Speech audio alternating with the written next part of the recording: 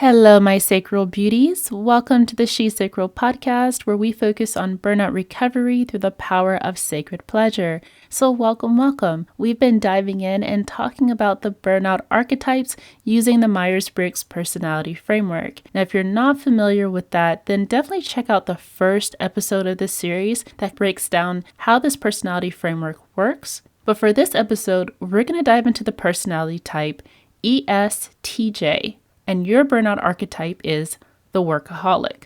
So if you've been working harder and cutting out everything fun or relaxing because that feels unproductive, then this episode is for you. So your personality framework is broken down as an extrovert in how you draw in energy, sensing with how you process information, thinking with how you make decisions, and judging in the way that you relate to structure and flexibility.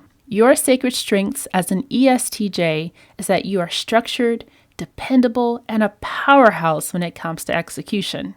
Your ability to organize and lead keeps things running smoothly in a very chaotic world. And your discipline is deeply valuable. So take a breath and honor that. Your structure is so sacred. But what happens when that sense of achievement starts to become obsession?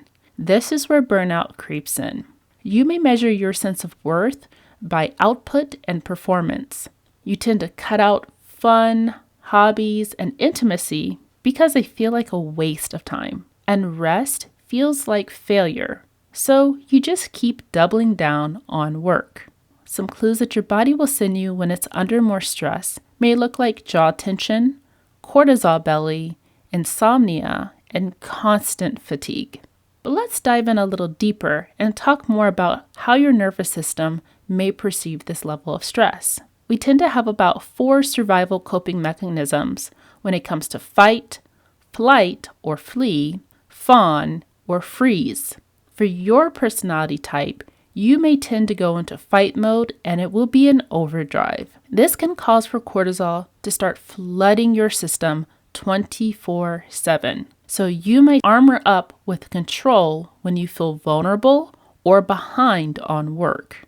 Some core beliefs you may carry or things you may say in your mind can sound like rest is weakness, or my favorite, I'll sleep when I'm dead.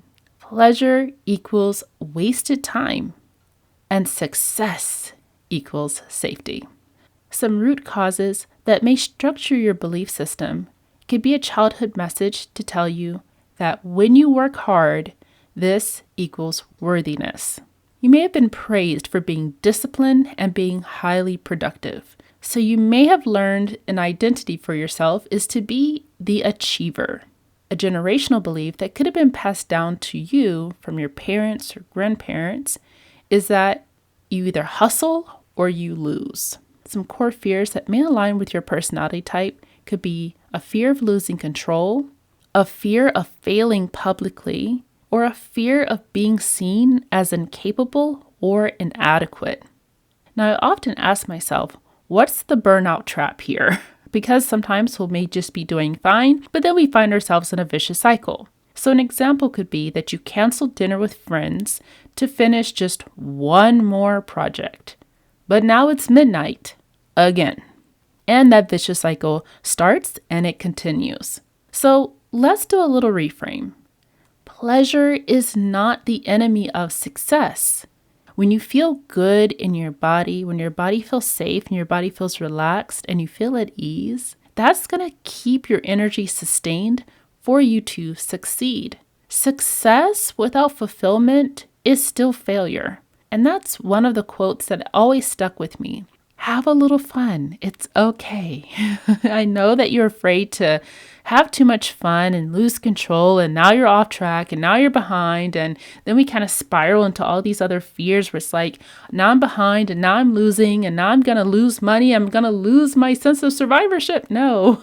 We can find balance in that. And that's why I think it's important to focus on sacred pleasure. When we're focused on building intentionality with the things that feel good to us, we find that you're not going to be overindulging a whole lot. So just to recap on those stress cues that your body will be sending you is going to be the jaw clenching, the cortisol belly, and the restless sleep. When we have cortisol belly, meaning that the body will tend to redistribute fat towards the belly area, sometimes also towards the face, this is a very vulnerable area for you. Cortisol means that the body is in a state of survival. It's in a state of, okay, let's put a pause on everything because we are in war zone. We need to fight. We need to survive right now. And your body is so smart that it's like, okay, if we're about to go into battle, let's pack on some extra fat in those really vulnerable areas so that that's at least protected. Your belly is housing those vital organs, and so that's why we tend to add more fat towards this area. So because cortisol could be really high for you with being in that fight mode,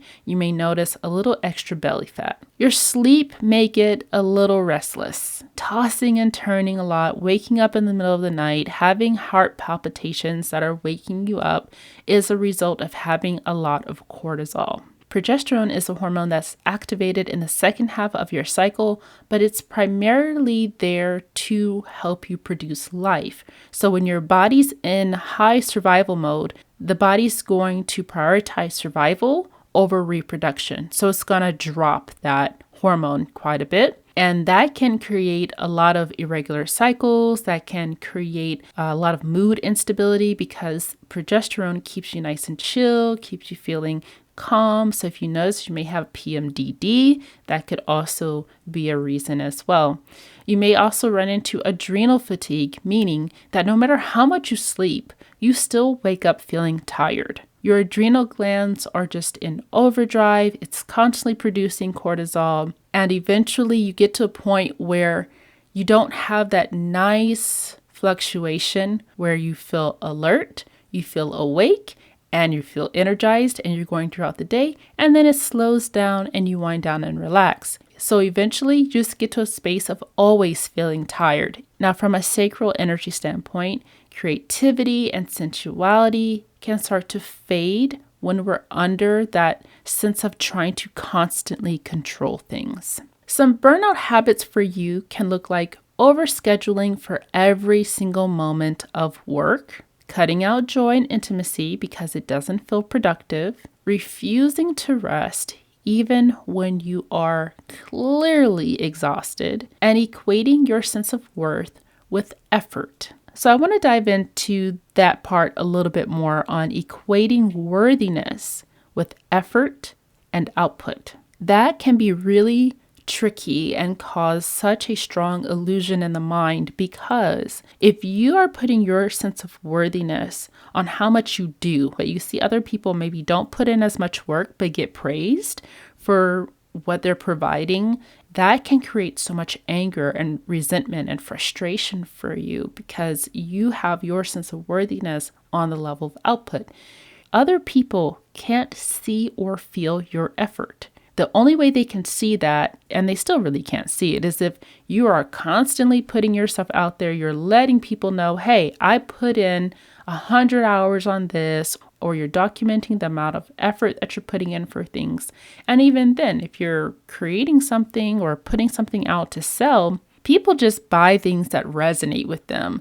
They're not taking into account your amount of effort or work that you're putting in. So if you have noticed that that has been a thing for you, I just wanted to highlight that because you're not crazy, and maybe want to shift that from putting in more effort and more hard work into focusing on maybe a different type of value that still allows for you to get that energy out, because maybe you enjoy putting energy into things. I do. It feels good. It feels like I have something to be proud of when I put energy into something.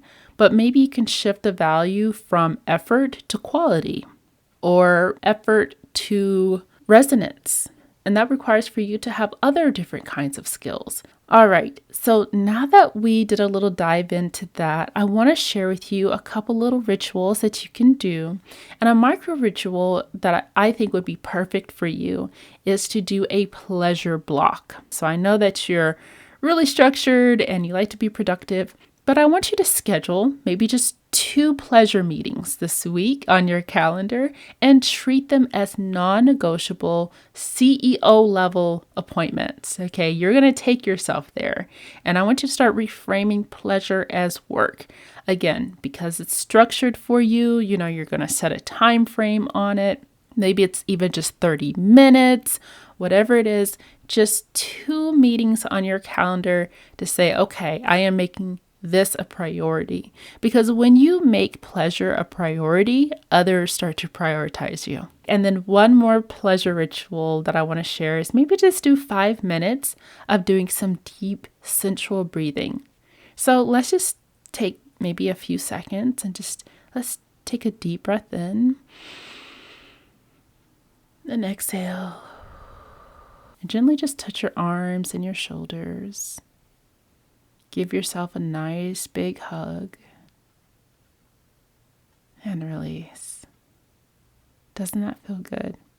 All right, so if this is your first time tuning in, I would love to invite you to listen to some of the other episodes that may or may not resonate with you. If you notice that you actually tend to be slightly introverted, more extroverted, but you still have some introverted tendencies, check out the ESTJ version of this podcast episode, which would be considered the over planner, because there are some similar qualities that are there as well. So nothing is wrong for wanting that sense of achievement and that success, but success without fulfillment and softness will tend to collapse. We cannot sustain that forever.